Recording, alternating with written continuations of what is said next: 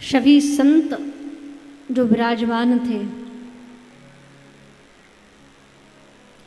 भक्ति महारानी ने कहा कि कृपा करके आप सबने पुनः मुझे भक्ति रस से सिंचित करके तरुण तो किया है, लेकिन अब अहम कुतिष्ठामि, मैं कहाँ रहूं, मैं कहाँ जाऊं, कृपा करके मेरा स्थान निर्धारित कीजिए। तो सबने एक स्वर में कहा कि आपका स्थान तो केवल भक्तों के हृदय में है। क्यों?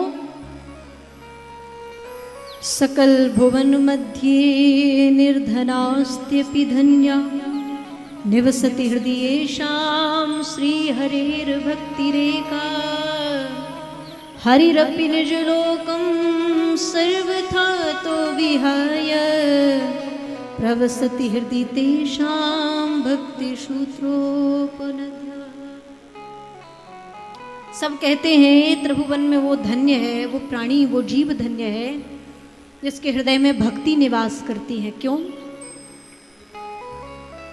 क्योंकि उस भक्ति के प्रभाव से, जिस भक्त के हृदय में महाराज भक्ति रहती है, उस भक्ति के प्रभाव से भगवान अपना परम प्रिय धाम बैकुंठ छोड़ करके भी महाराज सर्वथा तो विहाय, उसको त्याग करके, सर्वथा के लिए उसको छोड़ करके भगवान कहाँ आकर के विराजमान हो जाते हैं? बोले उस भक्त के हृदय में हरिरपि निज लोकम सर्वथा तो विहाय, अपने लोक को भी भगवान त्याग देते हैं और उस भक्त के हृदय में आकर के सदैव के लिए विराजमान होते हैं। क्यों? क्योंकि भक्त के हृदय में जो भक्ति बैठी है, उस भक्ति के सूत्र से भगवान बंधे हुए चले आते हैं, खिंचे हुए चले आते हैं और उस हृदय में आकर के अवरुद्ध हो जाते हैं। भगवान जिस भक्त के हृदय में भक्ति देखते हैं महाराज की, भाग करके दौड़े चले आते हैं।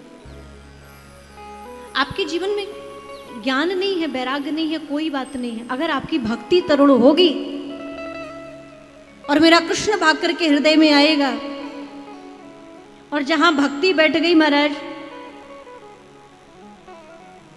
जहां कृष्ण आकर के बैठ गया स्वयं, वहां वैराग्य आदि सब वस्तुएं शून्य हो जाती हैं। वैराग्य होता है लेकिन दिखाई नहीं देता। वो वैराग्य कैसा होता है?